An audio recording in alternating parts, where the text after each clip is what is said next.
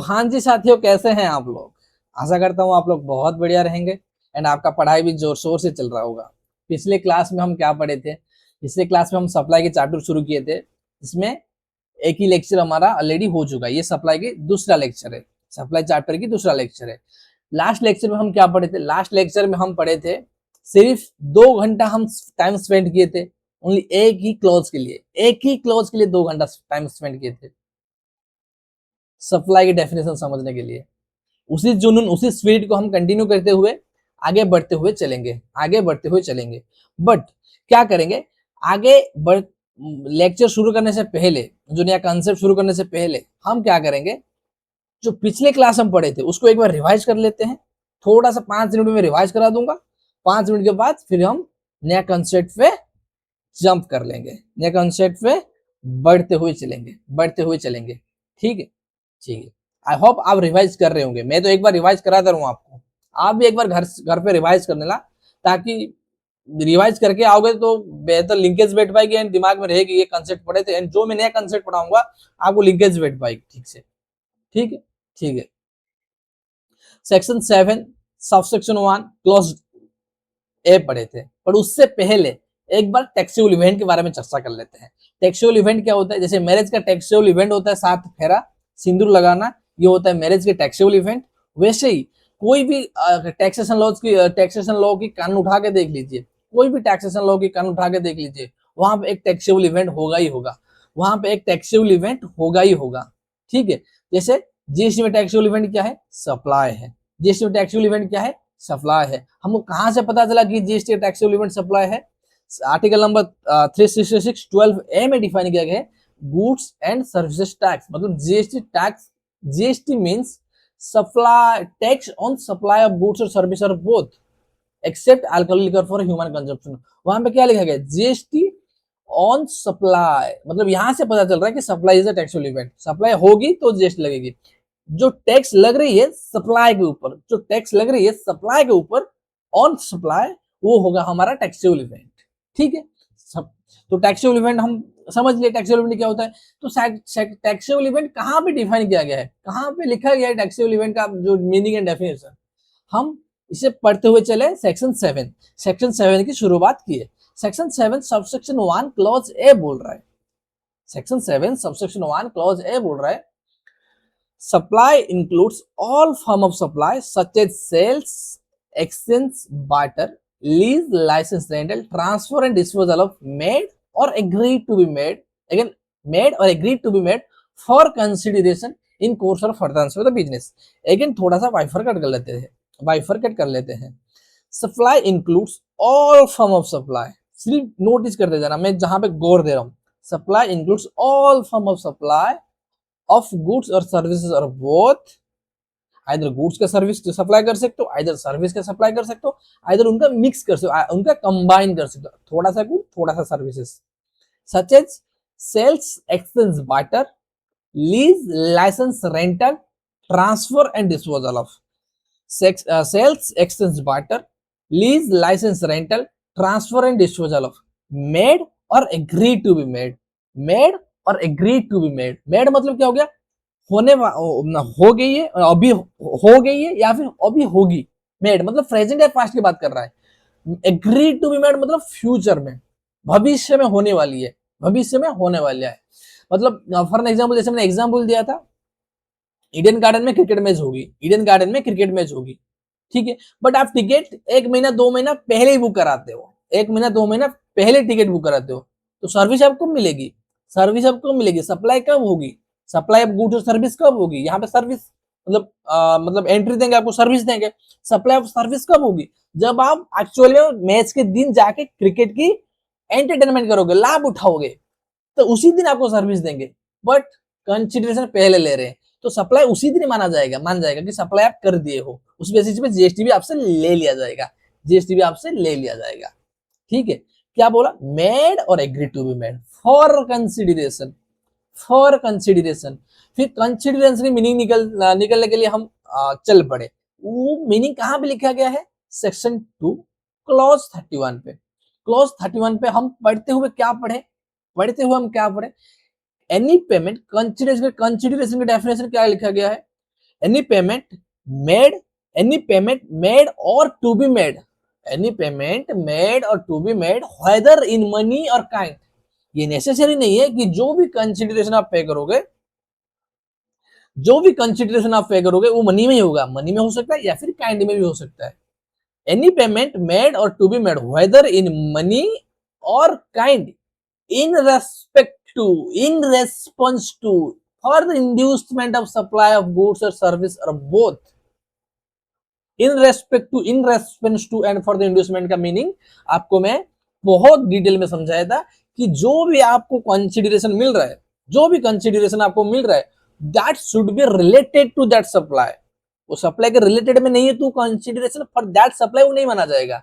जो भी आपको पैसा या फिर काइंड में कुछ भी मिल रहा है, that should be linked, that should be nexus with that particular supply।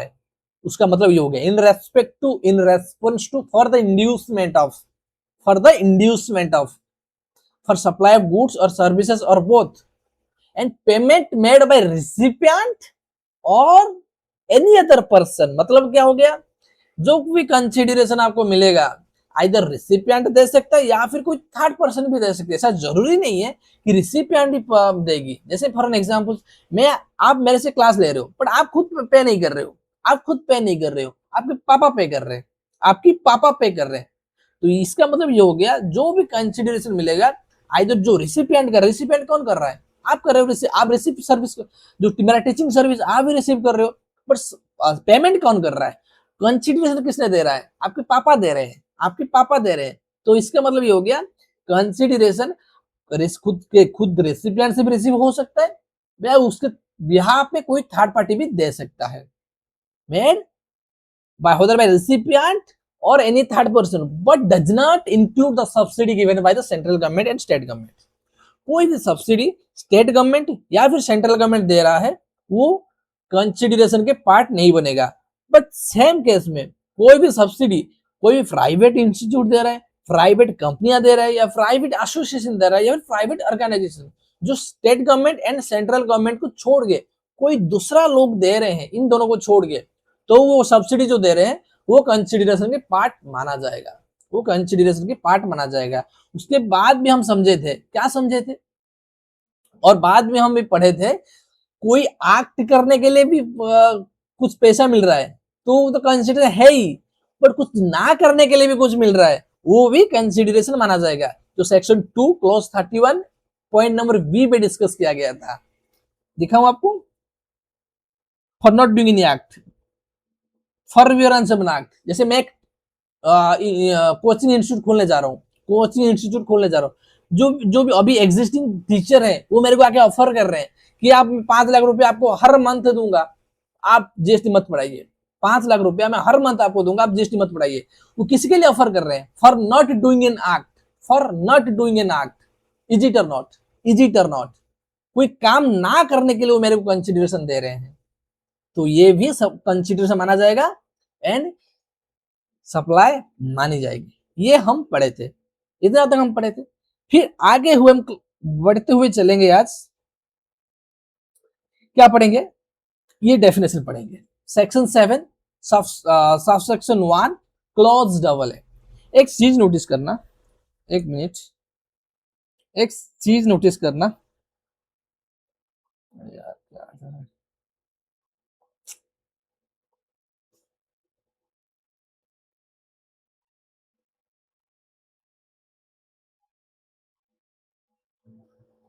एक चीज नोटिस करना, जैसे मान लीजिए कहीं पे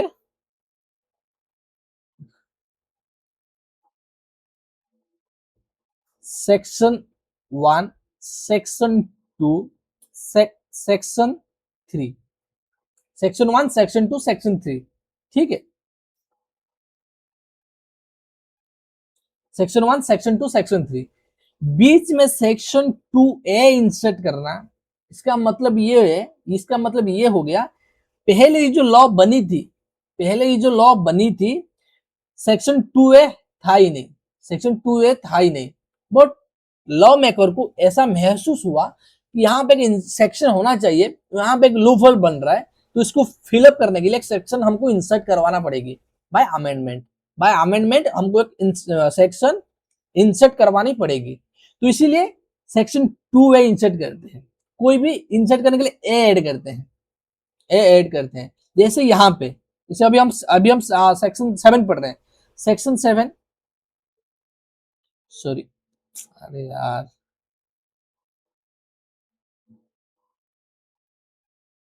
क्या पढ़ रहे हैं? Section 7 subsection 1 clause A. Section 7 subsection 1 clause B आना चाहिए था, क्लॉज बी आना चाहिए था। बट एक्चुअल में क्या आया बीच में? बीच में क्या आया? अरे यार,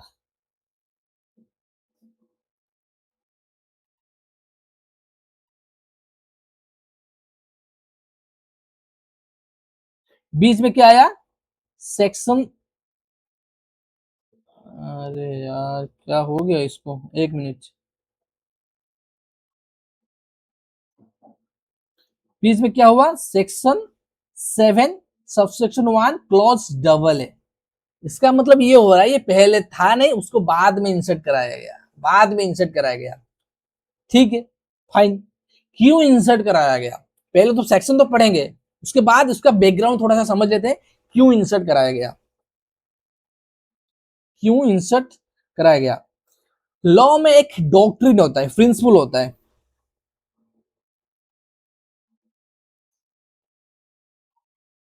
डॉक्ट्रिन ऑफ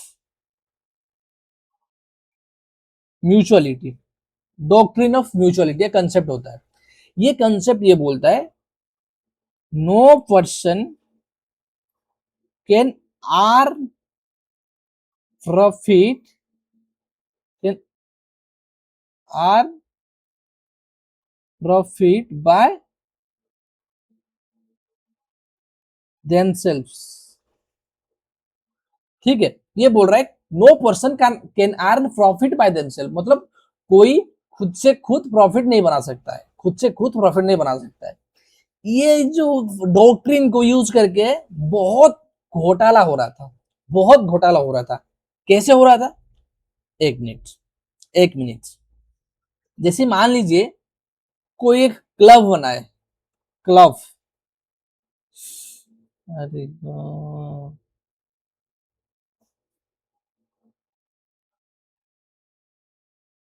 कोई क्या बनाए, एक मिनट, नया आप है ना, थोड़ा सा दिक्कत कर रही है। कोई एक क्लब बनाए, ठीक है, वहां पे बहुत सारे मेंबर ऐड हो गए, बहुत सारे मेंबर ऐड हो गए, बहुत सारे मेंबर ऐड हो गए। ठीक है, बहुत सारे मेंबर हो गए। मान लीजिए 10,000 मेंबर ऐड हो गए। वो एनुअल सब्सक्रिप्शन दे रहे हैं, मंथली सब्सक्रिप्शन दे रहे हैं। जैसे मान लीजिए एनुअल मंथली सब्सक्रिप्शन हो गया 1,000 रुपीज, मंथली सब्सक्रिप्शन क्या हो गया? 1,000 रुपीज। ठीक है, ठीक है।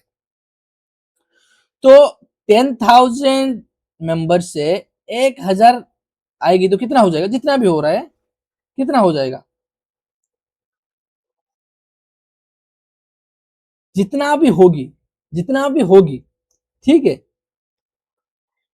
जितना भी अमाउंट बनेगी, वो क्या कर रहे हैं, ये क्लब बनाने का मतलब यही था, ये क्लब बनाने का मतलब यही था, जो भी सब्सक्रिप्शन कलेक्ट होगी हम आपस में यूज करेंगे for the benefit of our self only.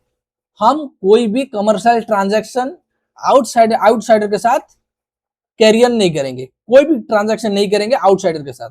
But actual में ये करते हैं। For an example, for an examples,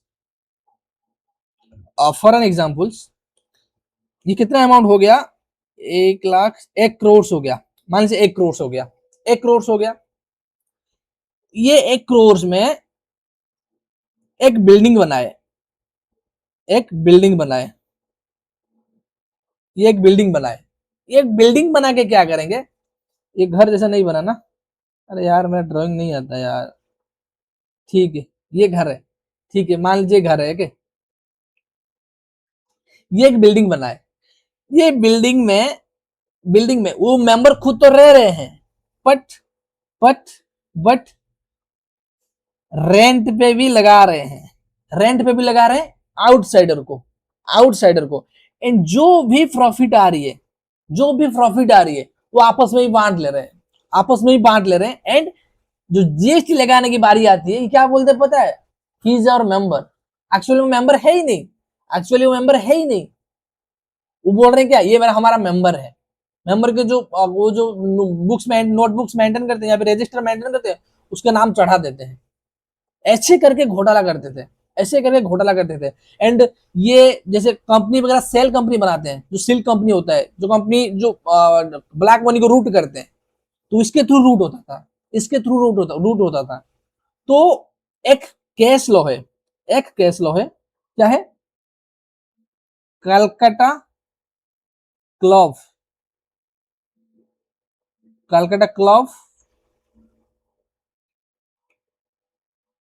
Calcutta club association versus state of West Bengal, state of West Bengal.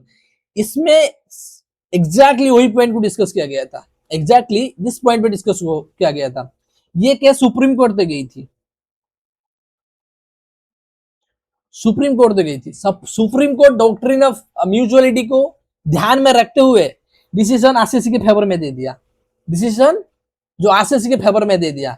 तो डिपार्टमेंट को गुस्सा आ गई, डिपार्टमेंट को पता है कि ये ऐसे घोटाला कर रहे हैं, तो डिपार्टमेंट को गुस्सा आ गई। डिपार्टमेंट ने क्या किया, डिपार्टमेंट ने क्या किया, जो सुप्रीम कोर्ट की ऑर्डर तो नाकस नहीं कर सकते, that is our apex court of the India.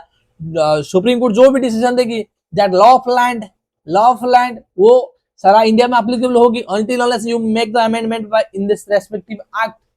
तो डिपार्टमेंट ने क्या किया, डिपार्टमेंट ने क्या किया, section 7 subsection 1 clause A insert किए, section 7 subsection 1 clause double A insert की।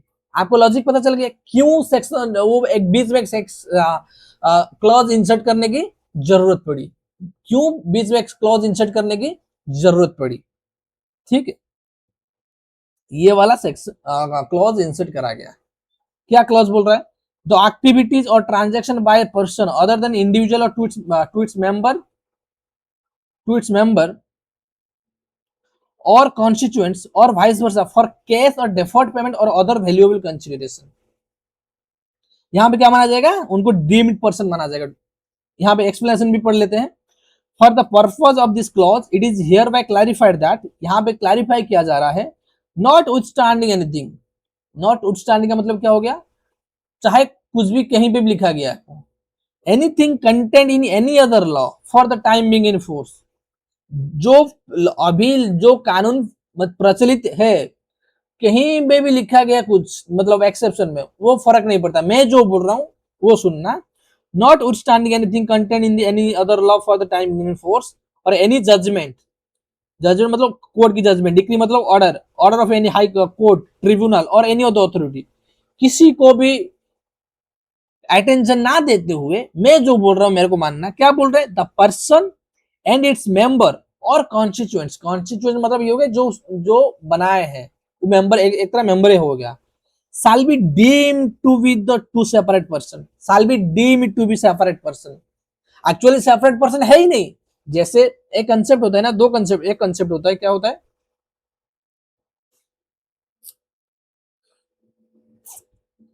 एक minute,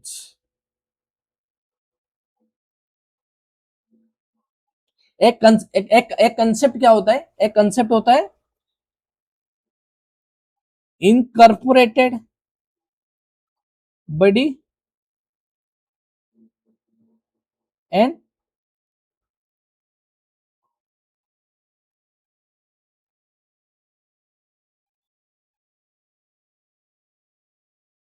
on incorporated body. Incorporated body में कौन आ जाता है, कंपनी आ जाता है, कंपनी आ जाता है, कौन आ जाता है, कंपनी आ जाता है, जिसका सेपरेट लीगल एंटिटी होता है, जिसका क्या होता है, जिसका सेपरेट लीगल एंटिटी होता है, जो हम लॉ में अच्छे से पढ़े हैं। ठीक है, अनइनकॉर्पोरेटेड बॉडी क्या हो गया, जिसका सेपरेट लीगल एंटिटी है ही नहीं, सेपरेट लीगल एंटिटी है ही नहीं, वो हो गए अनइनकॉर्पोरेटेड बॉडी। जो भी ट्रस्ट हो गया, जो भी सोसाइटीज होंगे जिनका सेपरेट लीगल एंटिटी है ही नहीं, जैसे जैसे company, company is the different person, they has the separate legal entity. जैसे मैं कंपनी का डायरेक्टर हूं, कंपनी के ऊपर कोई केस करेगा, कंपनी के ऊपर केस होगी, ना कि मेरे ऊपर। बट मैं कोई सोसाइटी बनाया हूं या फिर कोई फार्म बनाया हूं, जो फार्म के ऊपर केस होगी, मतलब फार्म में जितने भी पार्टनर हैं, जितने भी पार्टनर हैं उनके ऊपर इनडायरेक्टली केस होगी। ये सर नो, ये सर नो, ठीक है, कंसेप्ट समझ में आ गया। इनकॉर्पोरेटेड बॉडी और अनइनकॉर्पोरेटेड बॉडी, ये जो होते हैं, और सोसाइटी हो गया, ट्रस्ट हो गया, वो अनइनकॉर्पोरेटेड बॉडी है, उनका सेपरेट लीगल एंटिटी नहीं होता है। बट यहां पे बोल रहा है, यहां पे बोल रहा है, क्या बोल रहा है, कोई भी किसी को भी ना सुनते हुए, the person and its member constituent shall be deemed to be the separate person, the supply of activities or transaction inter shall be deemed to take place from the such person and other person. इसका मतलब क्या हो गया, इनको deemed person माना जाएगा, वो जो भी ट्रांजैक्शन कैरियर करेंगे, जो भी टेकअप करेंगे, उसको सप्लाई में माना जाएगा। Other than individual, other than individual, जो यहां पे लिखा गया है, other than individual.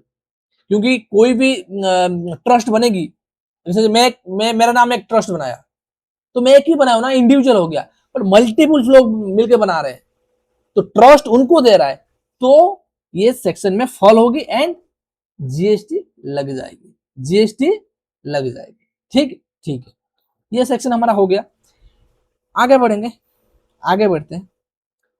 Section 7 subsection 1 clause B पढ़ते हैं, सेक्शन 7 सबसेक्शन 1 क्लॉज बी पढ़ते हैं।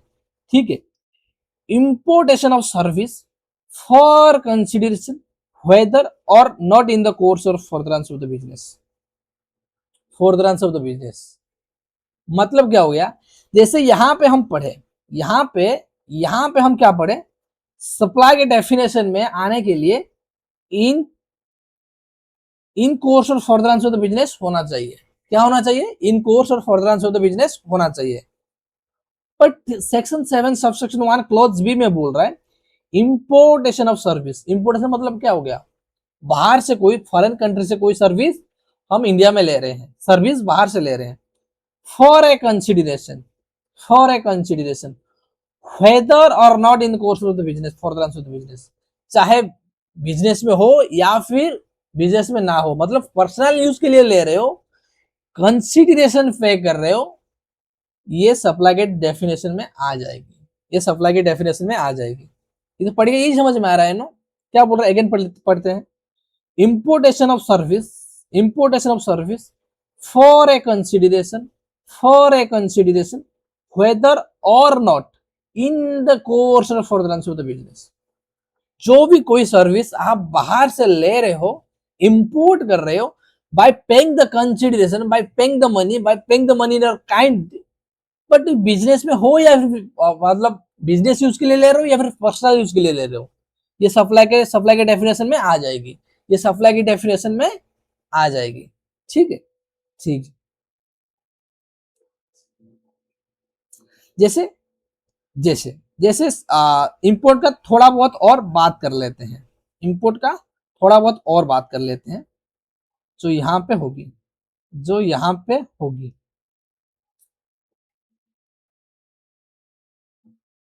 जो यहां पे होगी, सिर्फ ये वाला पॉइंट को ध्यान रखना, जब आगे पढ़ेंगे ये वाला पॉइंट पढ़ लेंगे, फिर बाद में एक साथ एक और बार समझ लेंगे। ठीक है, import of service with consideration, with consideration in the course or furtherance of the business, in the course or furtherance of the business treated as supply, मतलब कंसिडरेशन भी पे कर रहे हो एंड बिजनेस यूज के लिए ले रहे हो, वो सप्लाई माना जाएगी। With consideration for personal use, जो बिजनेस यूज के लिए नहीं है, वो पर्सनल यूज के लिए है, उसको भी सप्लाई माना जाएगी, उसको भी सप्लाई माना जाएगी। फॉर एन एग्जाम्पल, मैं कोई मोबाइल बाहर से मंगा रहा हूं, इंपोर्ट कर रहा हूं, इंपोर्ट कर रहा हूं, तो सप्लाई माना जाएगी, तो सप्लाई माना जाएगी। सेक्शन 7 सबसेक्शन 1 क्लॉज बी में वो फॉल कर जाएगी, सेक्शन 7 सबसेक्शन 1 क्लॉज बी में वो फॉल कर जाएगी।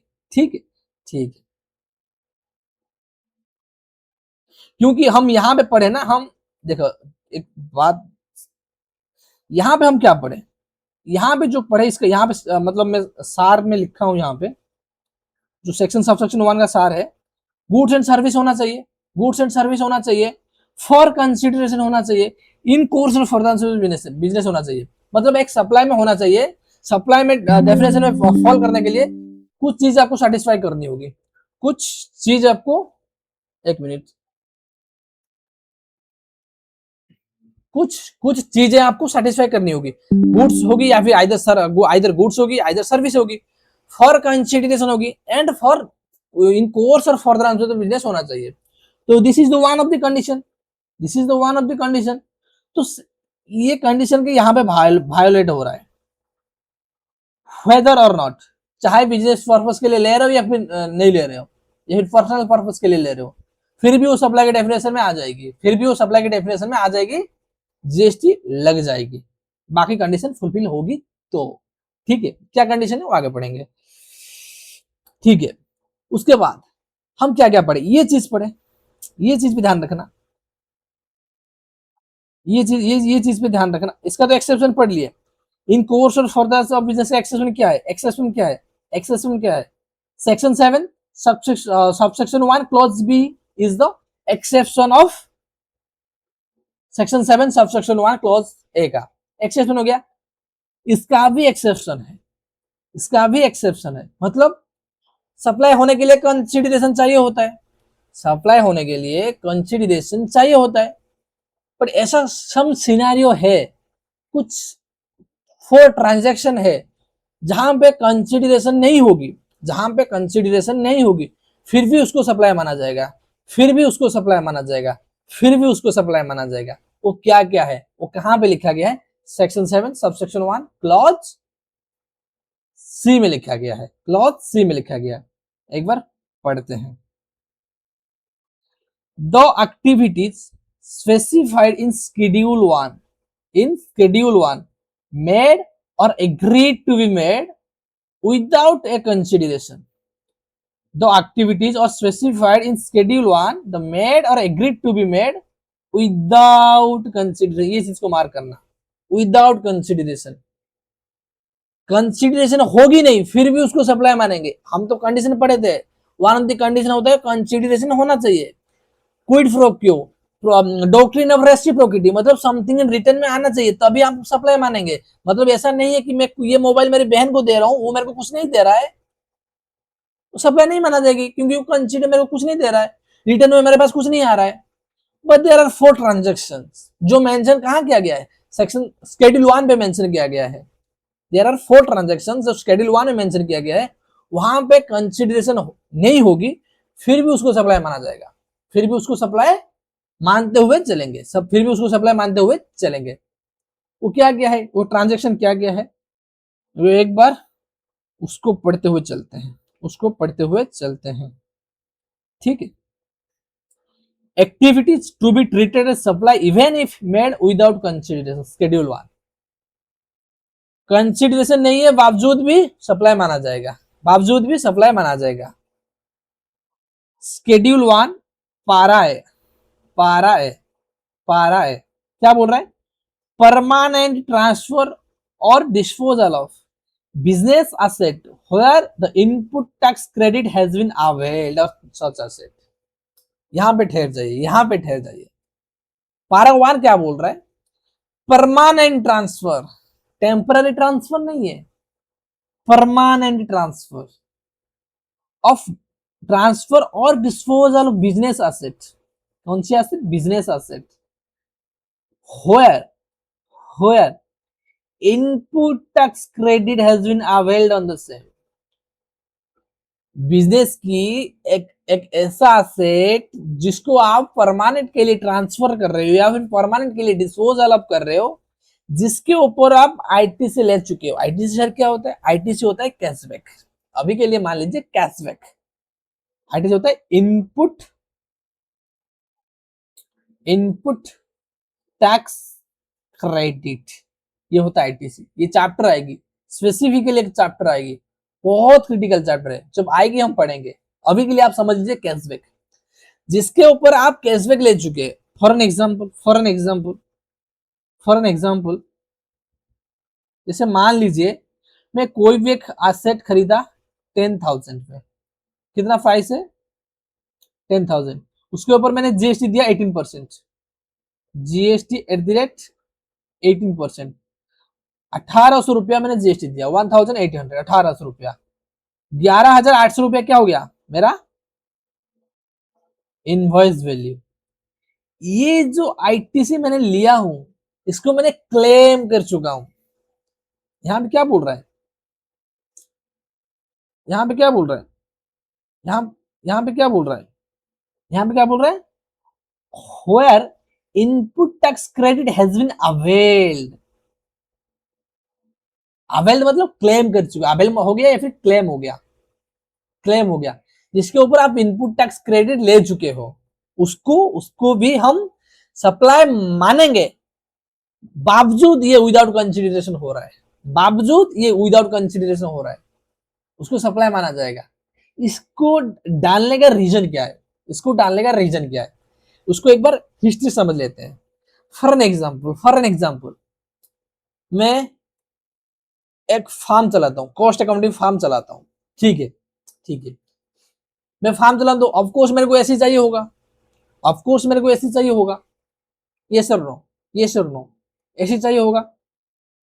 मैं क्या करता हूँ, मेरे घर के लिए भी ऐसी चाहिए होती, मेरा जो घर है, जो मेरा मेरा घर, मैं जहां पे जाता हूँ वहां पे भी मेरे को एक एसी चाहिए होगा। मैं क्या करता हूँ, ऑफिस में जो एसी लगा हुआ है, ऑफिस में जो एसी लगा हुआ है, मैं उसको हटा के घर पे ट्रांसफर कर देता हूँ, घर पे डिस्पोजल कर देता हूँ, घर भेज देता हूँ, वहां से एसी को वहां से हटा के घर भेज देता हूँ, वहां मेरा जो पर्सनल बेडरूम है वहां पे इंस्टॉल करा देता हूँ, मेरा बेडरूम में इंस्टॉल करा देता हूँ। बट जो मैं एसी लिया था, एसी लिया था, उसके ऊपर मैंने जीएसटी दिया था, उसको मैं आईटीसी क्लेम कर चुका हूं। जो मान लीजिए वो मेसिन ही एसी है, एसी है, ये जो एसी 10,000 देके मैंने लिया, उसके ऊपर जो 1,800 रुपया मैंने जीएसटी पे किया था, उसके ऊपर जो आईटीसी है ना, जो कैशबैक है, ये इसको मैं एज ए कैशबैक क्लेम कर चुका हूं, एज ए कैशबैक मैं क्लेम कर चुका हूं। ये एसी हटा उठा के मैं मेरे पर्सनल बेडरूम में लगा रहा हूं, तो ये सप्लाई मानी जाएगी। यहाँ पे तो कोई कंसिडरेशन इन्वॉल्व नहीं है, मेरे को मैं खुद क्या मैं चार्जेस लगाऊंगा, कंसिडरेशन चार्ज करूंगा, यहाँ पे तो कोई कंसिडरेशन इन्वॉल्व नहीं है, फिर भी उसको सप्लाई मानी जाएगी, फिर भी उसको सप्लाई मानी जाएगी। ऐसा क्यों होता था, जैसे मान लीजिए किसी को एक आईफोन लेना है, किसी को एक आईफोन लेना है, किसी को एक आईफोन लेना है, तो क्या होता है, बिजनेस के एसेट में डाल देते हैं, बिजनेस बिजनेस के नाम पे ले लेते हैं, पर्सनल यूज के लिए चाहिए, खुद की बीबी के लिए चाहिए, खुद के बच्चे के लिए चाहिए, खुद के भाई के लिए चाहिए, बट किसके नाम पे लेंगे, बिजनेस के नाम पे लेंगे, बिजनेस के नाम पे लेंगे तो आईटीसी मिलेगी, तभी तो हम कैस्केडिंग इफेक्ट दूर कर पाएंगे ना। आईटीसी मतलब क्या हो गया, कैस्केडिंग इफेक्ट को दूर करने के लिए आईटीसी हम लाए थे, ताकि जो टैक्स पे करके आ रहे हैं उसका कैशबैक मिल जाए, आपको कैशबैक मिल जाए, क्योंकि जो आइटम या फिर जो मशीनरी आप ले रहे हो, that you are using for the business purpose, business के लिए यूज कर रहे हो, तो उसके ऊपर जो टैक्स दिए हो उसका आपको कैशबैक मिल जाएगा। लॉ मेकर का इंटेंशन यही था, बट लोग क्या करते थे, उसको मिस यूटिलाइज करते थे। लोग क्या कर रहे हैं, उसको मिस यूटिलाइज कर रहे हैं। मेरे को आईफोन चाहिए, मैं मेरे फार्म के नाम पे ले लूंगा, मेरे को एसी चाहिए, मैं जो ऑफिस में जो एसी लगा हुआ है उसको उठा के घर पे लगा दूंगा, फिर नया एसी ऑफिस के नाम पे ले लूंगा, ऑफिस के नाम पे ले लूंगा, तो क्या होगा, तो क्या होगा, मेरे को आईटीसी मिल जाएगी, आईटीसी मिल जाएगी। ऐसे फॉर एन एग्जाम्पल, फॉर और एक एग्जाम्पल लेते हैं, जैसे मान लीजिए ए, जैसे कानन, कानन हिमसेल्फ या फिर कानन फार्म, मेरे को एक फोन चाहिए, मेरे को एक फोन चाहिए, क्या होगी, स्मार्टफोन, क्या होगा, स्मार्टफोन, 10,000, जीएसटी क्या होगी, 1,800 रुपया, 11,800, नेट पेबल। सपोज मान लीजिए मेरा कोई फार्म है ही नहीं, मैं एक इंडिविजुअल हूं, मेरे को मोबाइल चाहिए, मैं जिस दुकान पे जाऊंगा, जिस दुकान पे जाऊंगा, ये तो मोबाइल की प्राइस है, ये तो लेगा ही लेगा, ये तो लेगा ही लेगा, इसके ऊपर जीएसटी भी चार्ज करेगी, जीएसटी भी चार्ज करेगी, मेरे को देना पड़ेगा। मैं 11,800 वहां पे पे करके आऊंगा, 11,800 वहां पे करके आऊंगा। ये जो 1800 रुपया में जीएसटी पे किया हूँ ना, ये जो 1800 रुपया में जीएसटी पे किया हूँ, उसका मेरे को कैशबैक नहीं मिलेगा, क्योंकि मैं एक इंडिविजुअल हूँ, मैं कोई बिजनेस नहीं कर रहा हूँ, मैं एक इंडिविजुअल हूँ, मैं बिजनेस नहीं कर रहा हूँ। जैसे ही मैं जैसे कोई कुरकुरा खरीदते हो, एग्जाम्पल जैसे लिए थे, कुरकुरा खरीदते हो, 60 पैसा कुरकुरा के टैक्स पोर्शन था, आप दुकानदार को देके आ गए थे। जैसे मैं ये मोबाइल लेके आई थी, एक कोई भी प्रोडक्ट खरीदो एज एन इंडिविजुअल, वहां पे जीएसटी होती है, आपका जीएसटी या कैशबैक मिलती है आपको, जीएसटी आईटी से लेते हो आप, क्योंकि आप इंडिविजुअल हो, आपका कोई बिजनेस नहीं, आप कोई बिजनेस नहीं कर रहे हो, आपके जीएसटी रजिस्ट्रेशन नंबर नहीं है, जब तक रजिस्ट्रेशन नंबर नहीं होगी तो आईटी से कैसे लोगे। तो मेरे को कितना पकेट से लगी, मेरा जो कॉस्ट बन जाएगी, कॉस्ट कितना बनेगी, 11,800 मेरा कॉस्ट बन जाएगी। बट ये मोबाइल को मैं फार्म के नाम में लूंगा, ये मेरे पर्सनल नाम में ना लेके मैं फार्म के नाम पे लूंगा। से मोबाइल 10,800 मैंने क्या जीएसटी पे किया, 11,800 नेट पे किया, नेट तो फॉर द टाइमिंग 11,800 पे किया, वो जो 1,800 मेरे को कैशबैक मिल जाएगी, मेरे को क्या मिल जाएगी, मेरे को कैशबैक मिल जाएगी, क्या मिल जाएगी, मेरे को कैशबैक मिल जाएगी। तो मेरे को इफेक्टिव कॉस्ट कितना पड़ा, इफेक्टिव कॉस्ट कितना पड़ा, 10 के ओनली, क्योंकि ये 1800 रुपया मेरे को मिल जाएगी, अभी के लिए तो मैं दे रहा हूं, बट एक महीने के बाद मेरे को मिल जाएगी, रिटर्न मिल जाएगी। इफेक्टिव कॉस्ट कितना पड़ा, 11,800, 11,800 रुपया मेरे को इफेक्टिव कॉस्ट पड़ा। बट सेम सिनेरियो यहां पे इफेक्टिव कॉस्ट कितना पड़ेगा, यहां पे इफेक्टिव कॉस्ट 11,800 पड़ेगी, क्योंकि ये जो 1800 रुपया है ना, ये मेरे को कैशबैक कैशबैक नहीं मिलेगी, कैशबैक नहीं मिलेगी, इसलिए मेरा कॉस्ट इफेक्टिव कॉस्ट कितना बन जाएगा, 11,800। तो बिजनेसमैन ऐसे ही करते हैं, बिजनेसमैन ऐसे ही करते हैं। तो लॉ मेकर तो ऐसा मतलब फुलिश है ही नहीं, बेवकूफ तो है ही नहीं, तो इनको पता था कि ये चीज लोग करने वाले हैं, तो इसीलिए जो consideration one of the condition होता है सप्लाई की डेफिनेशन में फॉल करने के लिए, तो उसको भी उसका भी एक्सेप्शन निकाल दिए, उसका भी एक्सेप्शन निकाल दिए, जो शेड्यूल 1 में मेंशन किए, वहां पे सिर्फ 4 ट्रांजैक्शन मेंशन किया गया है, जहां पे कंसिडरेशन नहीं होगी, बावजूद वो सप्लाई माना जाएगा, बावजूद वो सप्लाई माना जाएगा। हम पहला डिस्कस कर लिए क्या, परमानेंट ट्रांसफर, टेम्पररी नहीं है, परमानेंट ट्रांसफर क्या है, क्या है, क्या है यहाँ पे, permanent transfer, permanent transfer of the business asset, कोई भी business asset where input tax credit has been such asset, condition यही है, इनपुट टैक्स क्रेडिट क्लेम करना चाहिए, करा होना चाहिए। जैसे मान लीजिए सेम एग्जाम्पल बात करते हैं, ये जो 11,800 में टैक्स पे किया था, इसका कैशबैक तो मैं एलिजिबल था, बट मैं कैशबैक लिया नहीं, बट कैशबैक मैंने लिया नहीं, एलिजिबल था। जैसे जैसे आपको कोई कैशबैक मिलता है, आपको आप उसको रिडीम करते हो, जैसे पेटीएम या फिर फोन पे, गूगल पे, कोई पे भी कैशबैक मिलता है आपको, आप उसको क्या करते हो, आप उसको रिडीम करते हो, तभी ना वो आपके खाते में आता है, तभी ना आपके बैंक अकाउंट में आता है। आप जब तक रिडीम नहीं करोगे तो कैशबैक वहां पे पड़ा पड़ा, मे भी लाभ हो चुका है, लाभ हो गया होगा, या फिर ऐसे ही पड़ा होगा। बट फार्म ने क्या किया, यहाँ पे तो उसको कैशबैक मिल रहा था, that person that suppose Kanan Barik is eligible to take 1,800 as cashback, but Kanan Barik did not claim नहीं किया, कानन बारिक ने क्लेम नहीं किया। तो यहां पे यही बोल रहा है, क्लेम किया होना चाहिए, क्या बोल रहा है, क्या बोल रहा है, क्लेम किया होना चाहिए, तभी वो सप्लाई मानी जाएगी।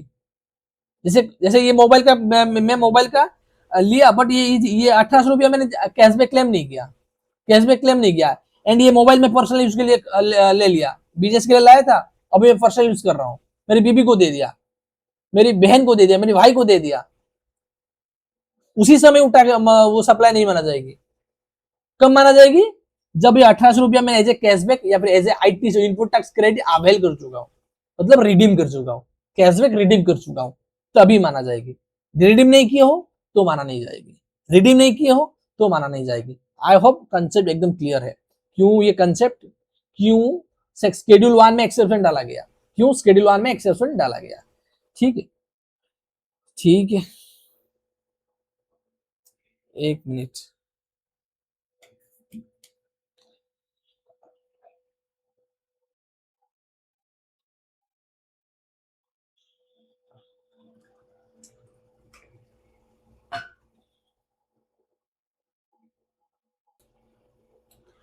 पारा 1 आपको समझ में आ गई, पारा 1 आपको समझ में आ गई।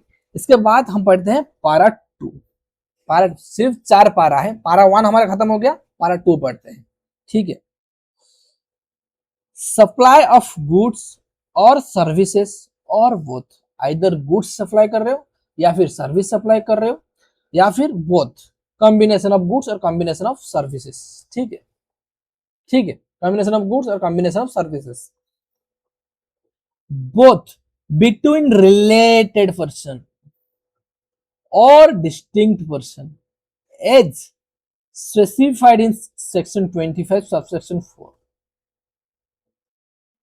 when made in course or furtherance of the business provided that मतलब exception, provided that मतलब exception, जैसे मैंने आपको बताया था, means exclusive definition, includes inclusive definition, not outstanding मतलब overriding section मतलब super power section, provided that मतलब exception, जो बात बता रहा है उसका exception, उसका exception, provided that gift not exceeding 50,000, not exceeding 50,000, exact 50,000 होगी तो, एग्जैक्ट 50,000 होगी तो, एग्जैक्ट 50,000 होगी तो सप्लाई नहीं माना जाएगी, सप्लाई नहीं माना जाएगी, वो एक्सेप्शन में आ गया। प्रोवाइडेड मतलब exception, gift not exceeding 50,000 rupees in value in financial year by an employer to employees shall not be treated as supply of goods और सर्विसेज। ये क्या है, थोड़ा सा उसको होल्ड पर रखते हैं, पहले यहां तक समझ लेते हैं। ठीक है, पहले यहां तक समझ लेते हैं, क्या बोल रहे, सप्लाई ऑफ गुड्स और services both between related person.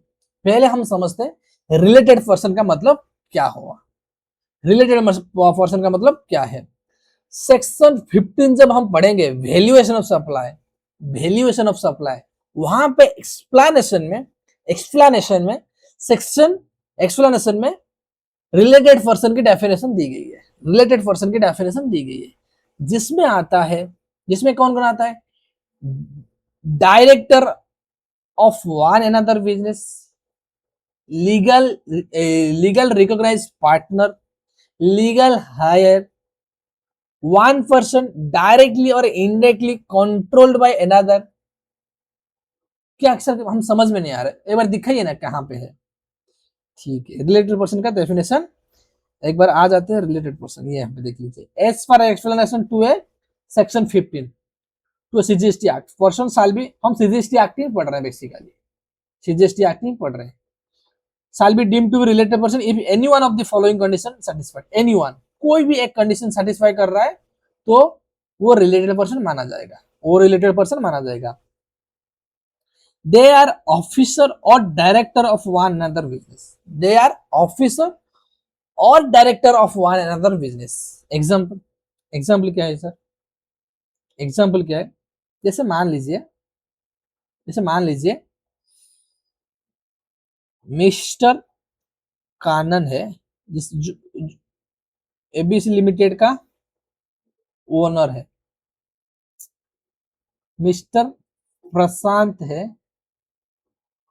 XYZ limited का मालिक है। ठीक है,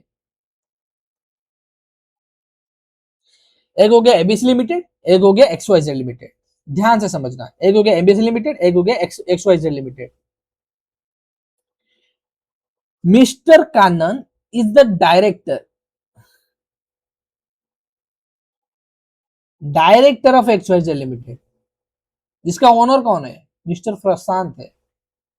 मिस्टर प्रशांत इस कंपनी का ओनर है, मतलब मैक्सिमम शेयर होल्डिंग कर रहे हैं, तो उस कंपनी का डायरेक्टर कौन हो गया? डायरेक्टर हो गया मिस्टर कानन।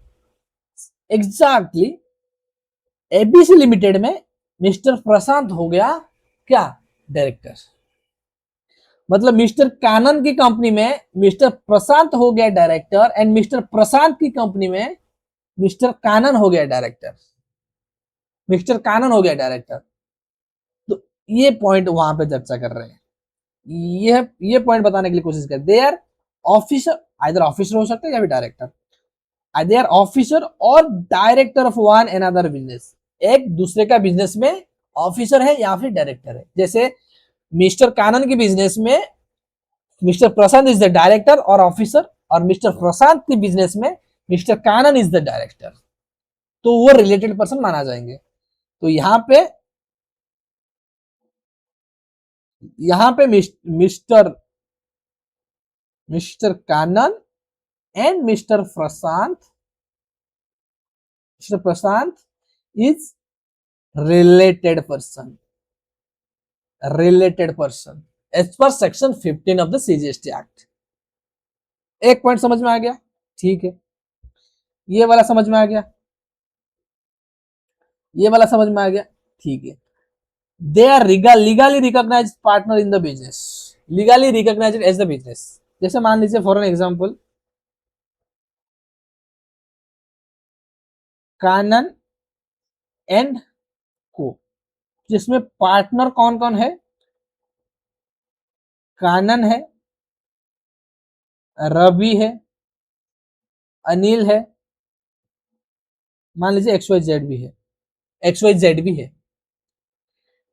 ये जो फार्म है कानन एंड को, इसमें ये लीगल रिकॉग्नाइज पार्टनर है, ये भी पार्टनर है, ये भी पार्टनर है, ये भी पार्टनर है। लीगली रिकॉग्नाइज पार्टनर मतलब आप पार्टनरशिप एक्ट पढ़ोगे, they are the partner, no, partnership act में इसको पार्टनर बुलाया जाता है, they are legally recognise partnership act के तहत। तो ये आपस में ये आपस में ये आपस में ये आपस में रिलेटेड पर्सन माने जाएंगे, ये आपस में रिलेटेड पर्सन माने जाएंगे। गॉट और नॉट? गॉट द पॉइंट और नॉट? Is it? ओके, आगे बढ़ते हैं, आगे बढ़ते हैं। ये वाला पॉइंट भी हमारा हो गया, ये वाला पॉइंट भी हो गया। ठीक है, दूसरा पॉइंट हम देखते हैं अभी। They are employer and employ, they are employer and employ. यहाँ भी जो पॉइंट बात कर रहे थे ना, यहाँ भी जो पॉइंट के बारे में हम बात कर रहे थे, एम्प्लॉयर एम्प्लॉय, इसी पॉइंट के बारे में पहले इसको समझ लेते हैं। They are employer and employ. जैसे मैं एनबीसीसी इंडिया में लिमिटेड में काम करता हूं, एम्प्लॉयर कौन हो गया? एनबीसीसी इंडिया लिमिटेड, एंड मैं क्या हो गया? एम्प्लॉय। तो NBCC India limited and Kanan Barik is the related person, NBCC India limited and Kanan Barik is the related person. आप जिस भी कंपनी में काम करोगे, वो कंपनी एंड आप रिलेटेड पर्सन माना जाओगे in point of view of GST, in point of view of GST. वाकई तो हम रिलेटेड पर्सन है ही नहीं, बट जीएसटी के पॉइंट ऑफ व्यू में, जीएसटी की नजर से हम रिलेटेड पर्सन माना जाएंगे। ठीक है, ठीक है, ये भी पॉइंट हम चर्चा कर लिए। इसके बाद,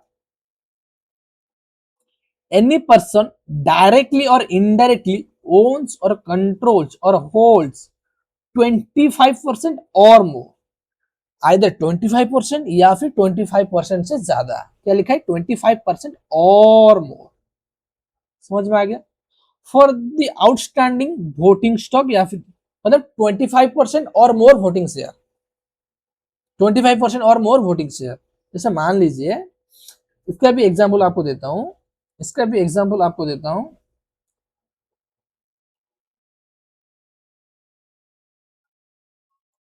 XYZ लिमिटेड में A B C, A B C, इसके पास 24% है, इसके पास 25% है, इसके पास मान लीजिए 39% है, एंड पब्लिक के पास क्या है? अदर पब्लिक क्या हो गया? 24, 49, 50, 88, 12% हो गया पब्लिक के पास। तो इसमें हम समझते हैं कौन कौन रिलेटेड पर्सन माने जाएंगे with respect to XYZ limited, with respect to XYZ limited. क्या कंडीशन था? 25% और मोर। कंडीशन क्या था? 25% और मोर। ये क्या 25% मोर से ज्यादा हो रहा है? 25% और मोर से ज्यादा हो रहा है क्या? नहीं, ये नहीं माना जाएगा। ये क्या 25% और उससे ज्यादा हो रहा है क्या? एग्जैक्टली 25%, एग्जैक्टली 25% ये माना जाएगी related, sorry related person with respect to XYZ limited, related person with respect to XYZ limited. ठीक है, ये 25% से ज्यादा है क्या? 39%, बहुत ज्यादा है, ये माना जाएगी रिलेटेड पर्सन। ये पब्लिक तो 12% है, वो माना नहीं जाएंगे क्योंकि 25% से कम ही है उनका। तो XYZ लिमिटेड की केस में B and C, XYZ limited की बी भी है रिलेटेड पर्सन एंड सी भी है रिलेटेड पर्सन, बी भी है रिलेटेड पर्सन, सी भी है रिलेटेड पर्सन। इनके बीच में कुछ ट्रांजैक्शन होगी, इनके बीच में कुछ ट्रांजैक्शन होगी जहां पे कंसिडरेशन नहीं होगी। जैसे XYZ लिमिटेड, मान लीजिए कोई एसी या फ्रिज दे रही है, एसी या फ्रिज दे रही है किसको? बी को। या फिर टीवी दे रही है, टेलीविजन दे रही है, या फिर मान लीजिए कोई कार खरीद के दे रही है, तो रिलेटेड पर्सन मानी जाएगी। बट उसके बदले कोई चार्ज नहीं कर रहा है, उसके बदले कोई चार्ज नहीं कर रहा है। ये कहां पे फॉलो हो जाएगी? सेक्शन सॉरी शेड्यूल 1 पारा 2 में फॉलो हो जाएगी। सेक्शन शेड्यूल 1 पारा 2 में फॉलो हो जाएगी। इसको याद रखने का भी तरीका दूंगा, इसको याद रखने का भी तरीका दूंगा, पहले समझ लीजिए। ठीक है,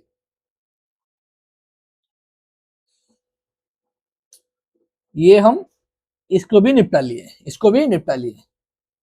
वन ऑफ, इसके बाद क्या बोल रहा है? इसके बाद क्या बोल रहा है? वन ऑफ देम डायरेक्टली और indirectly control the other, one of them directly और indirectly control the other.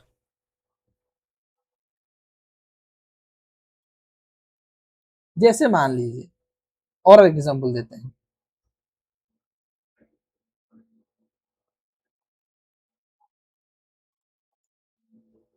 ABC limited है, एबीसी लिमिटेड है, एबीसी लिमिटेड को कंट्रोल कौन करता है?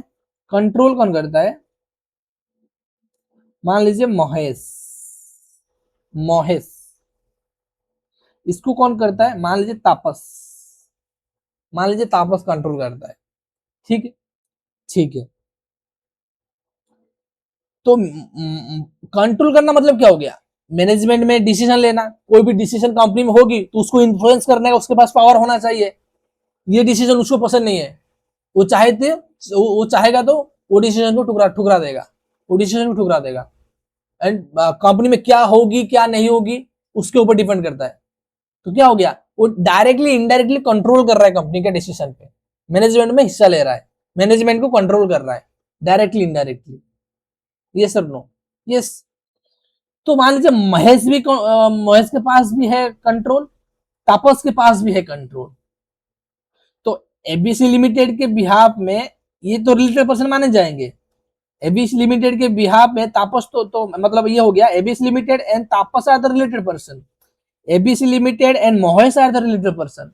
पर यहां पे बोल रहे हैं Mohesh and Tapas are also be considered as the related person, Mohesh and Tapas also be considered as related person. यही बोलने के लिए कोशिश कर रहा है, यही बोलने के लिए क्या? वन ऑफ देम डायरेक्टली और इनडायरेक्टली कंट्रोल द अदर्स। कोई एक्शन डायरेक्टली इनडायरेक्टली कंट्रोल कर रहा है। नहीं, मैं इसका एग्जांपल दे दिया, ये इसका together they are directly indirectly control the other. ये टुगेदर, ये together Mohesh and Tapas together किसको कंट्रोल कर रहे हैं? एबीसी लिमिटेड को कंट्रोल कर रहे हैं। किसको कंट्रोल कर रहे हैं? एबीसी लिमिटेड को कंट्रोल कर रहे हैं। तो Mohesh and Tapas will be considered as related person. ठीक है, ठीक है। तो क्या खत्म कर लिया? ये पॉइंट भी देख लिए, ये पॉइंट भी देख लिए। इसका देखते हैं, ये एग्जांपल थोड़ा सा हट गया मैंने। One of them directly indirectly control the other. जैसे मान लीजिए, मान लीजिए, मान लीजिए मैं कोई प्रोपरेटर हूँ, प्रोप्राइटरशिप, प्रोपरेटरशिप, मैं एक थोड़ा सा धंधा कर रहा हूँ, प्रोपरेटरशिप, ठीक है। मालिक कौन है? कानन है। मालिक कौन है? कानन है। But mister Prashant, Prashant has the power, has the control over me, control over me. मैं जो डिसीजन ले रहा हूं वो that influenced by Prashant, that influenced by Prashant. उन इस केस में क्या हो जाएगा? Mister Prashant and Kanan will be considered as related person, will be considered as related person. Yes or no? Yes or no? Yes. ठीक, ये समझ लिया? ठीक है, हमारा ये पॉइंट भी हो गया। उसके बाद क्या? Both of them are directly और indirectly control by a third person. Both of them directly और indirectly control by a third person. जैसे मान लीजिए एग्जाम्पल से बात करते हैं ना, एग्जाम्पल में समझ में आएगा, बेहतर समझ में आएगा आप लोगों को।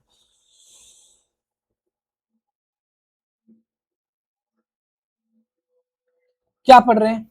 मान लीजिए एबीसी लिमिटेड, मान लीजिए एक्सवाईजेड लिमिटेड, ये हो गया एबीसी, ये हो गया एक्सवाईजेड लिमिटेड।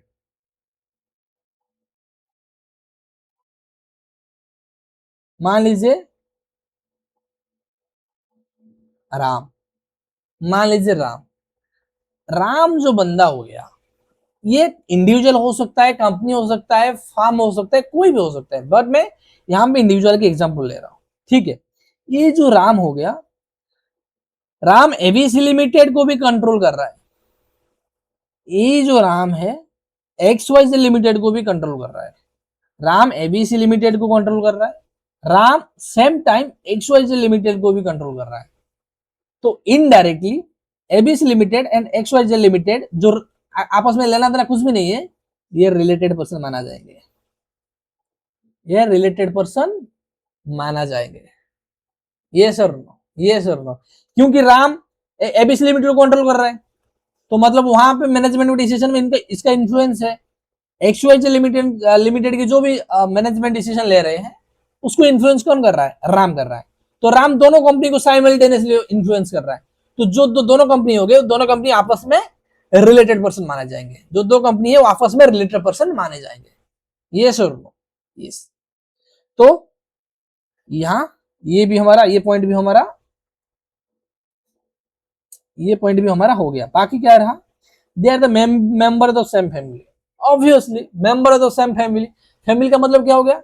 मैं, मेरा स्पाउस, फैमिली का भी डेफिनेशन दिया गया है, बट इतना जरूरी नहीं है, मैं सिर्फ ओवरली मतलब वर्बली बता दे रहा हूँ। फैमिली में क्या गया? कौन कौन आ गए? मैं, मेरा स्पाउस, स्पाउस मतलब मेरा wife, in case of wife is spouse is husband, मैं हस्बैंड हूंगा, मैं बॉय हूं, मैं हस्बैंड बनूंगा, तो मेरा स्पाउस बनेंगे मेरे वाइफ। जो कोई एक लेडी है, कोई एक गर्ल है, उसका स्पाउस बनेगी उसकी हस्बैंड, ठीक है, हो गया स्पाउस। उसकी चिल्ड्रेन, ये तो हो गया फैमिली। बट ये तो हो गया वो डिपेंडेंट इंडिपेंडेंट, फर्क नहीं पड़ता। But father, parents and brother and sister वो तभी फैमिली मेंबर बनेंगे, वो डिपेंडेंट होना चाहिए, वो डिपेंडेंट होना चाहिए। जैसे आप इनकम टैक्स में पढ़े होंगे, डिपेंडेंट होंगे तो आपकी फैमिली में, फैमिली की डेफिनेशन में आएंगे, नहीं तो फैमिली के पार्ट नहीं माना जाएंगे, फैमिली के पार्ट नहीं माना जाएंगे। फैमिली के पार्ट में आने के लिए उनको डिपेंडेंट होना चाहिए, उनका जो मतलब जो डे टू डे लाइफ के लिए आपके ऊपर डिपेंड होना चाहिए, डिपेंडेंट। तो वो आपकी क्या मानी जाएगी? वो आपकी क्या मानी जाएगी? वो आपकी फैमिली माना जाएगी। फैमिली कौन कौन आएगा? Spouse, children, dependent parent, dependent brother and sisters, ठीक है, ये हो गया family. They are the family of member. जैसे मैं, मेरा स्पाउस रिलेटेड हो गया, मैं, मेरा बच्चा रिलेटेड हो जाएंगे। जैसे आप, आपकी मम्मी एंड पापा रिलेटेड पर्सन माने जाओगे, आप आपकी डिपेंडेंट भाई रिलेटेड पर्सन माने जाओगे, आप आपके डिपेंडेंट पेरेंट्स रिलेटेड पर्सन माने जाओगे, आप आपकी बीबी रिलेटेड, डिपेंडेंट हो या इंडिपेंडेंट हो। स्पाउस एंड चिल्ड्रन के केस में डिपेंडेंट हो या डिपेंडेंट ना हो फर्क नहीं पड़ता, वो मतलब फॉल हो जाएंगे कहां पे? फैमिली के डेफिनेशन में, फैमिली माना जाएंगे। But parents and brother family मानने के लिए उनको डिपेंडेंट होना पड़ेगा। क्या पड़ेगा? उनको डिपेंडेंट होना पड़ेगा। डिपेंडेंट होंगे तभी फैमिली के डेफिनेशन में आएंगे, नहीं तो नहीं आएंगे। ठीक है, ठीक है। तो एक बार रिकैप कर लेते हैं। एक्सप्लेनेशन टू सेक्शन 15 में क्या लिखा गया है, रिलेटेड पर्सन में कौन कौन आएगा, ऑफिसर और director of one another business, officer और डायरेक्टर। याद करना क्योंकि ये एग्जाम में आता है, रिलेटेड पर्सन का डेफिनेशन एग्जाम में आता है, मैं याद करा रहा हूं आपको, मेरे साथ याद करना होगा आपको। क्या होगा, क्या क्या होगा ना, दे आर द ऑफिसर और director of the one another business, one another business. जैसे मैंने एग्जांपल बताया, एक्सवाईजेड लिमिटेड की डायरेक्टर है mister mister Prashant, ABC limited की डायरेक्टर है mister Kannan. One another business में डायरेक्टर है, director of the one another business, they are legally recognized as partner, they are legally recognized as partner. ये हो गया, ये हो गया, ये हो गया।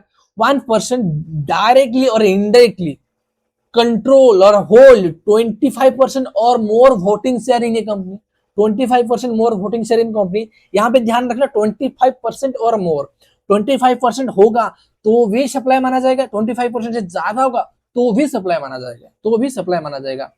तब या उसके बाद क्या पढ़े, एनी पर्सन डायरेक्टली और indirectly controlled by third person, controlled by third. जैसे मैं को आप मतलब कंट्रोल कर रहे हो, मैं क्या पढ़ाऊंगा, मैं बिजनेस में क्या डिसीजन लूंगा, आप जो बोलोगे मैं उसी बेसिस पे डिसीजन लेता हूं, मेरा कोई इंडिपेंडेंट डिसीजन नहीं है, आप जो बोलोगे मैं वो डिसीजन लूंगा। तो मैं, आप और मैं हो गए रिलेटेड पर्सन, क्योंकि आपके डिसीजन में मैं इन्फ्लुएंस हो रहा हूँ, आपके डिसीजन पे मैं इन्फ्लुएंस हो रहा हूँ। ये सर नो, ये सर नो। उसके बाद क्या हो गया, उसके बाद क्या होगा, both of them directly indirectly controlled by another. जैसे दोनों को कोई एक बंदा ने कंट्रोल कर रहा है, दोनों को कोई एक बंदा ने कंट्रोल कर रहा है, तो एक बंदे ने कमन हो गया, एक ये हो गया, दो बंदे ऊपर हो गया, एक ये हो गया, एक बंदा इनको भी कंट्रोल कर रहा है और इनको भी कंट्रोल कर रहा है, ठीक है। तो ये जो दोनों बंदे हो गए ना, वो आपस में भी रिलेटेड पर्सन माने जाएंगे, ये भी आपस में रिलेटेड पर्सन माने जाएंगे। जैसे सेम एग्जांपल टुगेदर डायरेक्टली और इनडायरेक्टली कंट्रोल टू अनदर। जैसे ये दो बंदे हो गए, ये दो बंदे हो गए, ये एक बंदा हो गया, ये एक बंदा हो गया, ये जो बंदा है ना, इसको कंट्रोल कर रहा है, ये जो बंदा है इसको कंट्रोल कर रहा है, मतलब ये दोनों मिलके कोई एक बंदा को कंट्रोल कर रहे हैं, तो आपस में भी रिलेटेड पर्सन माना जाएंगे। और they are the family member of the same family, they are the member of the same family. Again again again एक बार ध्यान से पढ़ लेते, दे आर ऑफिसर और director of one another business, they are legally recognized as partner. सुनना बस ध्यान में, they are officer or director of one another business, they are legally recognized as partner। one person hold 25% or more, one person hold 25% or more voting share in a company, one person directly indirectly controlled by another, two-person directly indirectly controlled to another, they are the member of the same family। ये हो गया definition of the related person. ये exam में 2-3 बार आ चुका है, इसको ध्यान से पढ़ना, एक बार याद करना, 2-3 बार ऐसे याद रखोगे तो रूह में बैठ जाएगी, ठीक है। एक बार नहीं याद रहा तो लिख दिया करिए, क्योंकि बार बार आप लिखोगे तो क्या होगा, आपके जहन में बैठ जाएगी, आपके जहन में बैठ जाएगी, ठीक है, ठीक है। ये हो गया रिलेटेड पर्सन, ये हो गया रिलेटेड पर्सन। उसके बाद हम पढ़ेंगे क्या, distinct person. Distinct person, distinct person की डेफिनेशन कहां क्या लिखा गया है, सेक्शन 25 क्लास 4 में, सेक्शन 25 क्लास 4 में डिस्टिंक्ट पर्सन की डेफिनेशन लिखी गई है, डेफिनेशन लिखी गई है। वहां पे क्या लिखी गई है, एक बार उसको भी पढ़ लेते हैं। डिस्टिंक्ट पर्सन का लिखा होगा, हाँ। As regards the concept of distinct person, 25 section 4, 25 section 5 provides that as under a person who obtain the required to be obtain more than one registration, whether in one state or union territory or more than one state or union territory, shall be respected in each registration treated as the distinct person। कुछ समझ में नहीं आया होगा, कुछ समझ में नहीं आया होगा, सबर कर लीजिए, मैं एग्जाम्पल दे रहा हूँ आप लोगों को, एग्जाम्पल दे रहा हूँ, एग्जाम्पल में समझ में आएगी, ठीक है।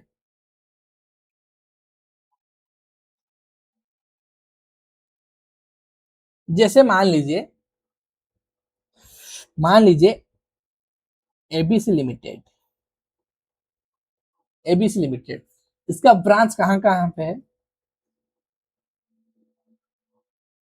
दिल्ली,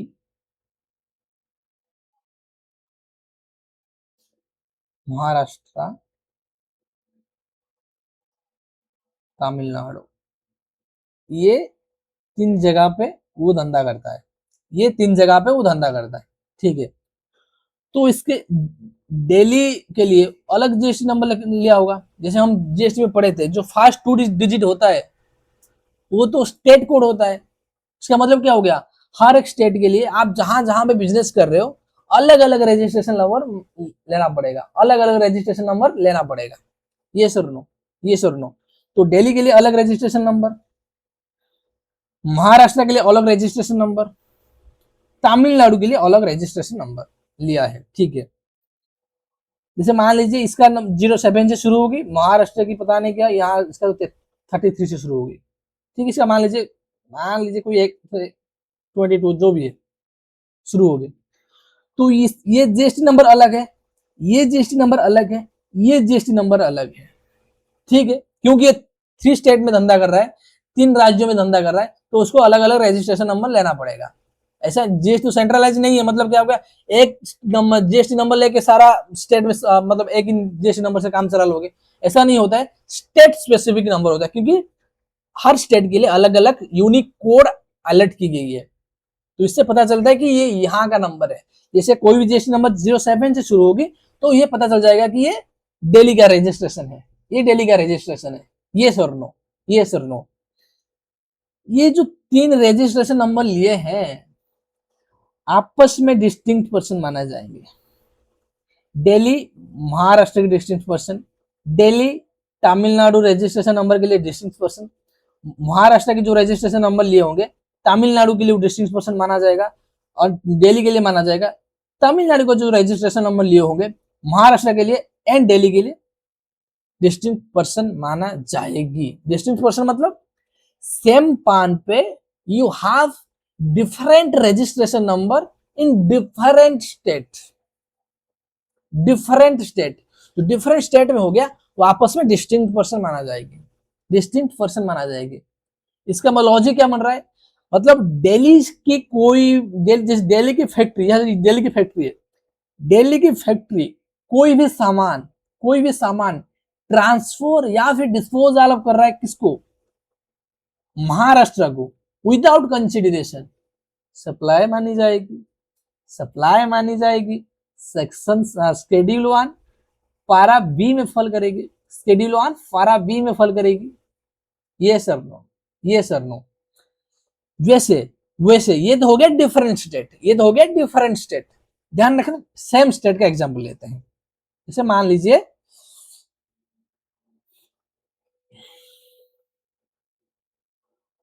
लीजिए ये हो गया हमारा तमिलनाडु, तमिलनाडु तमिलनाडु में जैसे मैं बिजनेस कर रहा हूं, तमिलनाडु में मेरा बिजनेस है। एक है मेरा चेन्नई में, एक है कोयम्बटूर में, एक है कोयम्बटूर में। ठीक है, चेन्नई में क्या होता है, चेन्नई में मैं मैन्युफैक्चर करता हूं, कोयम्बटूर में क्या करता हूं, यहां पे सेल करता हूं। तो मैं क्या सोचा, तो एक रजिस्ट्रेशन लेने की जगह क्यों ना 2 रजिस्ट्रेशन नंबर लिया जाए, क्यों ना 2 रजिस्ट्रेशन नंबर लिया जाए, ताकि इसका टर्नओवर कितना हो रहा है एंड कोयम्बटूर वाला के टर्नओवर कितना, तमिलनाडु वाला के टर्नओवर कितना, सॉरी चेन्नई वाला के टर्नओवर कितना हो रहा है एंड कोयम्बटूर वाला की सेल्स कितना हो रहा है, बाइफर्केशन कर पाए, बाइफर्केशन कर पाए। क्योंकि ये यूनिट भी अलग है, ये मैन्युफैक्चरिंग यूनिट है, ये सेल्स यूनिट है। तो काम तो ये एक स्टेट में क्या 2 रजिस्ट्रेशन नंबर ले सकते हो, 5 भी ले सकते हो, 10 भी ले सकते हो, कुछ कितना भी ले सकते हो। एक स्टेट में मल्टीपल रजिस्ट्रेशन नंबर ले सकते हो। ठीक है, ठीक है। जैसे यहां पे मान लीजिए वो 2 रजिस्ट्रेशन नंबर लेके रखे हैं। ठीक है, तो ये जो 2 रजिस्ट्रेशन नंबर लेकर रखे हैं, ये जो आपस में क्या माना जाएंगे, डिस्टिंक्ट पर्सन माना जाएंगे। आपस में क्या माना जाएंगे, आपस में डिस्टिंक्ट पर्सन माना जाएंगे, डिस्टिंक्ट पर्सन माना जाएंगे। If they have taken the different registration, separate registration. मान लीजिए मान लीजिए मान लीजिए मैं और एक एग्जांपल दे रहा हूं, मान लीजिए और एक एग्जांपल दे रहा हूं। ये तमिलनाडु में ये चेन्नई, ये कोयम्बटूर, यहां का तो रजिस्ट्रेशन लिया है, यहां का तो रजिस्ट्रेशन लिया है, यहाँ का पर यहाँ का कोयम्बटूर का लिया ही नहीं, कोयम्बटूर का लिया ही नहीं, तो वो डिस्टिंक्ट पर्सन नहीं माने जाएंगे, तो वो डिस्टिंक्ट पर्सन नहीं माने जाएंगे। डिस्टिंक्ट पर्सन मानने के लिए सेम पान नंबर पे अलग अलग रजिस्ट्रेशन नंबर होना चाहिए, आइदर सेम स्टेट या फिर different state, either same state या फिर different state, either same state या फिर डिफरेंट स्टेट। अलग अलग रजिस्ट्रेशन नंबर होना चाहिए, अलग अलग रजिस्ट्रेशन नंबर होना चाहिए, तभी जाके आप क्या माने जाओगे, क्या माने जाओगे, डिस्टिंक्ट पर्सन माना जाओगे। एक बार एग्जाम्पल समझ में आ गया, एक बार पढ़ते हैं, अभी समझ में आ जाएगा क्या बोल रहा था मैं, अभी समझ में आ जाएगा। पहली बार जब पढ़े होंगे कुछ समझ नहीं आ रहा होगा, बट अभी आ जाएगी समझ में, अभी आ जाएगी समझ में, मैं समझा दिया हूँ आपको। कहाँ पे,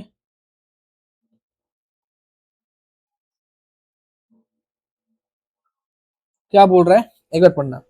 as regards of the concept of distinct person in GST section 25 subsection 4 and section 25 subsection 5 is provided as under a person who obtained or required to be obtained, मतलब ऑब्टेन कर ली है या फिर रिक्वायर्ड टू बी ऑब्टेन। जैसे required to be obtain मतलब आपकी turnover limit cross कर गई है, जो भी रजिस्ट्रेशन लेने के लिए थ्रेशोल्ड लिमिट है उसको क्रॉस कर गई है, आपको रिक्वायर्ड टू बी ऑब्टेन हो गया, इसलिए लिखा गया required to be obtain. Required to be obtain more than one registration, whether in one state, union territory or more than one state or union territory। जैसे वन स्टेट का हो गया, जैसे तमिलनाडु का लिए थे, कोयम्बटूर में लिए थे, चेन्नई में लिए थे, तो रजिस्ट्रेशन अलग अलग।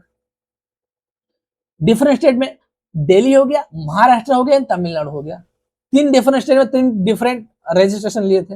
ये sir no, either in one state or territory or more than one state or union territory, shall in respect of each such registration, हर एक रजिस्ट्रेशन का रेस्पेक्ट में be treated as distinct person for the purpose of GST act. For the purpose of GST act एक PAN card में different registration number लेके रखे हो तो each registration number to each other distinct person माना जाएगी।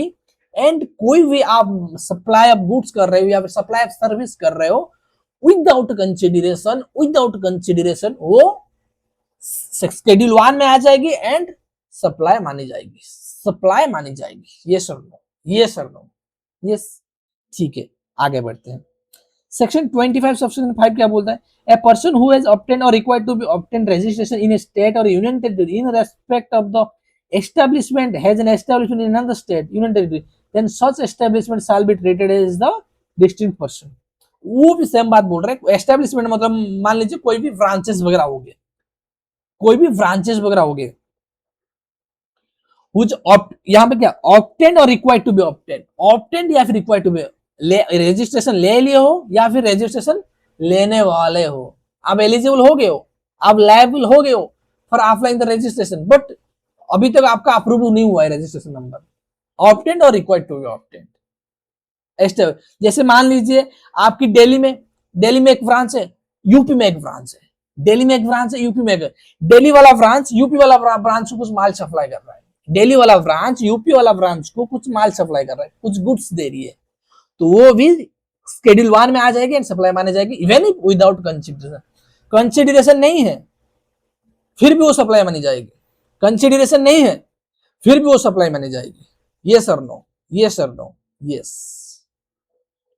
जैसे यहाँ पे example, ABC limited has GST registration in Maharashtra Karnataka, transfer goods from its Maharashtra unit to Karnataka units without charging any price, this transaction will be treated as supply between the distinct person. जैसे क्या बोल रहा है, कर्नाटका में एक यूनिट है, महाराष्ट्र एंड कर्नाटक में 2 unit है, महाराष्ट्र वाला यूनिट कर्नाटक यूनिट को कुछ सामान दे रही है without any price, without any charges, without any consideration, तो वो सप्लाई मानी जाएगी, जो मैंने एग्जाम्पल में आपको समझाया।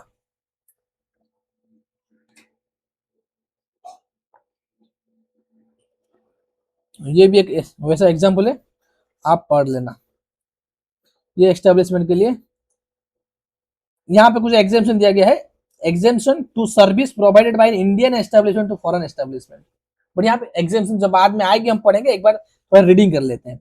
Exemption is given to service provided by Indian establishment to an establishment which is at outside of India, who is treated as distinct person in accordance with the explanation 1 of section 8 of the IGST Act, but exemption is not extended for import of service from made by such establishment from related person or outside.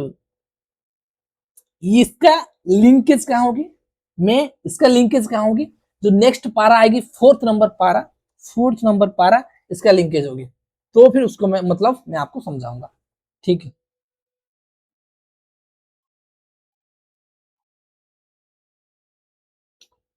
क्या क्या हो गया, पारा 1 हो गया, पारा 2 हो गया, पारा 1 पारा 2 distinct person and related person का मीनिंग हम समझ लिए। एक और बार रीडिंग दे देते हैं। सप्लाई ऑफ गुड्स और सर्विसेज और बोथ बिटवीन रिलेटेड पर्सन और between distinct person as specified in section 25 when the made in the course or furtherance of the business, course और furtherance बिजनेस होना चाहिए, बट कंसिडरेशन नहीं है, फिर भी बावजूद भी सप्लाई मानी जाएगी। Provided that gift is not exceeding, हम क्या पढ़े, employee and employer are the related person, employee and employ are related person, but यहाँ पे एक्सेप्शन दिया गया, provided that exception gift not exceeding 50,000, मतलब हो गया कोई भी एम्प्लॉयर उसकी एम्प्लॉय को गिफ्ट दे रही है, जो गिफ्ट की वैल्यू है 50,000 से ज्यादा नहीं हो रहा है, 50,000 से ज्यादा नहीं हो रहा है, तो shall not be treated supply of goods और सर्विस और बोथ, वो सप्लाई नहीं माना जाएगा। जैसे मान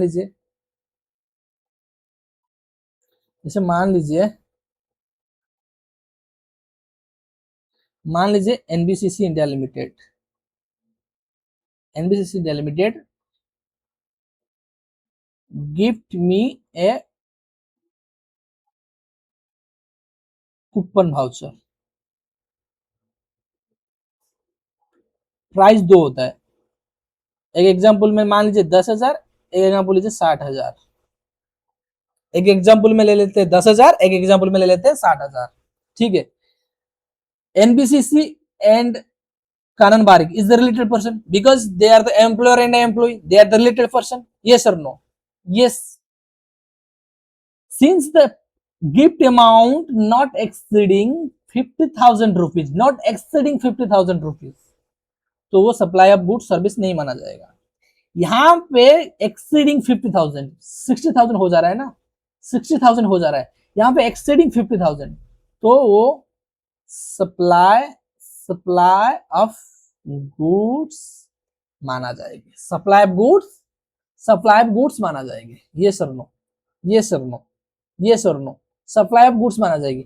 मान लीजिए एग्जैक्टली 50,000 दे रहा है, एग्जैक्टली 50,000, फिर वो सप्लाई नहीं माना जाएगी। यहाँ पे क्या लिखा गया है, प्रोवाइडेड गिफ्ट नॉट एक्सीडिंग 50,000, 50,000 से एक्सीड नहीं कर रहा है, 50,000 मान लीजिए 50,000, वो तो 50,000 से एक्सीड नहीं कर रहा है ना, 50,000 एक रुपया, वो तो 50,000 से एक्सीड कर रहा है, 50,000 नॉट एक्सीडिंग 50,000, वो एक्सीड नहीं कर रहा है, तो shall not be treated as supply of goods और सर्विस और बोथ। इन केस 50,000 से एक्सीड करेगी तो सप्लाई मानी जाएगी। ये only related to employer and employ relationship वाला, बाकी चीज में एप्लीकेबल नहीं होगा, ओनली एम्प्लॉयर एंड एम्प्लॉय, ठीक है। ये 2 पारा हमारा हो गया, ठीक है। इसको यहाँ पे आज का जो क्लास है यहाँ पे खत्म करते हैं, आगे हम क्या करेंगे, पारा 3 एंड पारा 4 पढ़ेंगे। नेक्स्ट क्लास में बैठने से पहले क्या करना, जो मैं आज अभी तक पढ़ा चुका हूं आपको, सप्लाई में 2 क्लास हो गया, 2 क्लास को एक बार रिवाइज करना, सेल्फ स्टडी करना, उसके बाद थर्ड क्लास में बैठना।